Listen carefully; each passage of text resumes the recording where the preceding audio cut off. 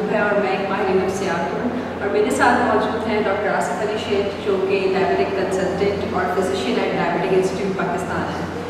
Doctor साहब, एक सवाल पूछना चाहूँगी जो कि अभी रिसेंटली एक पेशेंट ने भी मुझसे किया और वैसे ही मैं बहुत सारे डायबिटिक को ये शिकायत करता देखती हूँ कि उनके पैर में कोई सुनसनाहट सी महसूस होती है, कोई चुभन का एहसास होता है, तकलीफ़ होती है,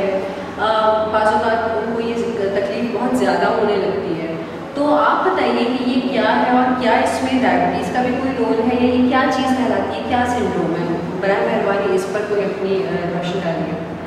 जो डायबिटिक पेशेंट्स जो लॉन्ग होते हैं उसमें लॉन्ग टर्म कुछ कॉम्प्लिकेशंस होती हैं, जिसमें एक जो कॉम्प्लिकेशन है neuropathy,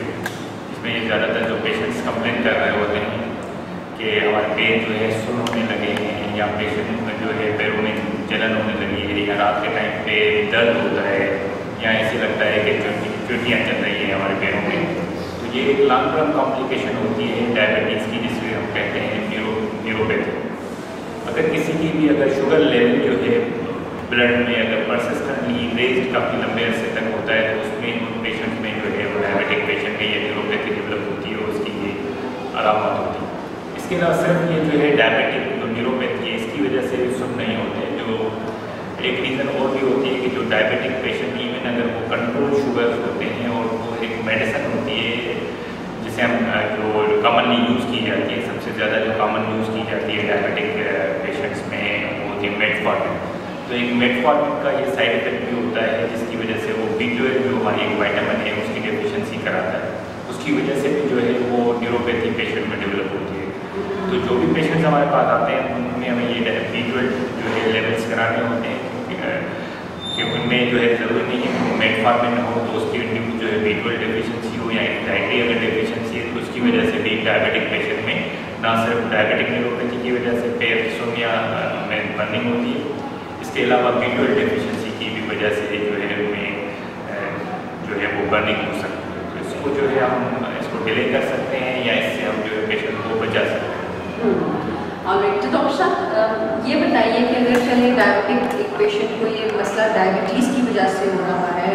not because of other reason, जैसे कि आपने बताया कि मेटफॉर्मिन इस्तेमाल करने की वजह से जो B12 में डेफिशिएंसी आ जाती है उसकी वजह से अगर नहीं हो रहा, अगर डायबिटीज़ की वजह से ही है तो उसका क्या ट्रीटमेंट है, किस तरह से बचा जा सकता है? आपने बताया कि डिले किया जा सकता है, उस पर रोशनी डालिए ताकि मरीज अपने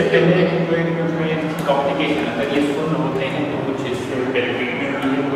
जो है पहले थोड़ी सी कॉम्प्लिकेशन से मतलब थोड़ी सी बात कर लेंगे इससे क्या हो सकता है। अगर किसी के पैर सुन्न होते हैं उसको कुछ महसूस नहीं होता तो अगर वो चल रहा है कोई भी चीज़ अगर लग जाती है, कोई चोट लगी है, कोई कील लग गई तो उससे अगर महसूस नहीं हो रहा तो उसमें उसको जख्म जब बनेगा तो उसमें दर्द नहीं हो रहा तो उसमें सेकेंडरी इन्फेक्शन के चांसेस बढ़ जाते हैं। या फिर अगर ये न्यूरोपैथी है तो आगे चल के उसकी वजह से स्किन में ब्रीचेज आ सकते हैं जिसे हम जो है अल्सर्स कहते हैं, वो अल्सर बन जाते हैं, वो भी सेकेंडरी इन्फेक्शन अगर उनमें हो जाए तो उसमें हीलिंग में प्रॉब्लम हो जाती है, वुंड्स होते हैं, फिर वो आगे चल के जो है वो बोन को चीज़ों को इन्वॉल्व जो है वो कर सकते हैं। इससे जो है हम जो बच सकते हैं डायबिटिक पेशेंट को बचा सकते हैं। तो मैंने आपको कहा कि अगर ये मेटफॉर्मिन इंड्यूस्ड है तो उसमें जो है वो अगर पेशेंट कोई भी मेटफॉर्मिन ले रहा है तो उसमें पेशेंट को कैल्शियम सप्लीमेंट्स थोड़ी लेनी चाहिए, ऐसी डाइट लेनी चाहिए जिसमें कैल्शियम थोड़ी सा ज़्यादा हो। इससे जो है हम पेशेंट को जो है अगर कैल्शियम ज़्यादा देंगे तो उससे B12 जो वो है उसके लेवल्स हम मेंटेन कर सकते हैं। मेटफॉर्मिन की जो इंड्यूस जो B12 डेफिशिएंसी है उसको हम कम कर सकते हैं। फिर जो है जैसे अगर स्ट्रिक्ट कंट्रोल करें हम शुगर का और अगर हम डाइटरी मॉडिफिकेशन करें तो इसको हम डायबिटिक जो न्यूरोपैथी है इसको डिले कर सकते हैं या यहाँ पे जो है न्यूरोपैथी को हम रोक सकते हैं। Thank you so much doctor साहब। उम्मीद है कि